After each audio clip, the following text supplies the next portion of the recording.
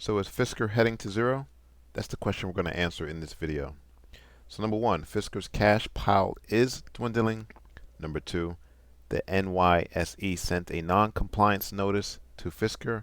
And then there's number three, the National Highway Traffic Safety Administration opened a preliminary probe into complaints about Fisker's Ocean SUV. Alright, so we're going to go to the monthly chart. And what you can see, we have this monthly sellers level at 185, but it gets worse. Let's zoom down to the daily chart. And we can see this flawless setup at the daily sellers level at 105. You have a drop in price, a base and candle drop. Price comes back, fills those unfilled sell orders, and then we get the next collapse. Alright, before we continue with this analysis, let's look at this article. So, startup EV maker Fisker is now struggling to survive amid high interest rates, charging infrastructure challenges, intensifying competition, and a dwindling cash pile. But the question is Fisker stock doomed to drop to zero, or is there still hope for long-term bag holders? Well, let's begin with the numbers. In late February, Fisker reported a rough fourth quarter net loss of $463 million, while announcing plans to slash 15% of its workforce. While the company managed to generate $200 million in revenue, Fisker's cash and cash equivalents dwindled to $396. Now, in the middle of February, Fisker received a non-compliance notice from the New York Stock Exchange due to its stock closing below $1 per share on average for 30 consecutive trading days, which could lead to an eventual delisting from the exchange and pretty much cut off any easy potential capital that's coming their way. And then if that wasn't enough, you can throw in the National Highway Traffic Safety Administration opened a preliminary evaluation after receiving 4 claims of unintended vehicle movement in 2023 Fisker Ocean vehicles.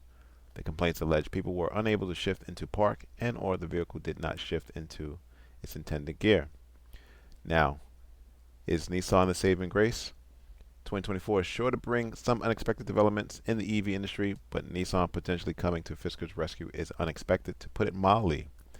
That could be the case, however, as Nissan and Fisker are in advanced talks for a deal that would provide the Japanese automaker with a platform for an EV pickup truck and throw a lifeline to the struggling EV company. Now, there are many avenues for Fisker stock to avoid hitting zero, and without significant help, Fisker's story could realistically end in the next 12 months. Alright, going back to the daily chart. So if that wasn't enough, you did have some support for a couple of weeks, maybe a week and a half, and then you had the collapse in price. We had a retest, and what happens when support breaks? It becomes resistance. And this was on earnings. You had a gap down. And now we find ourselves currently at 34 cents. Let's draw that zero line.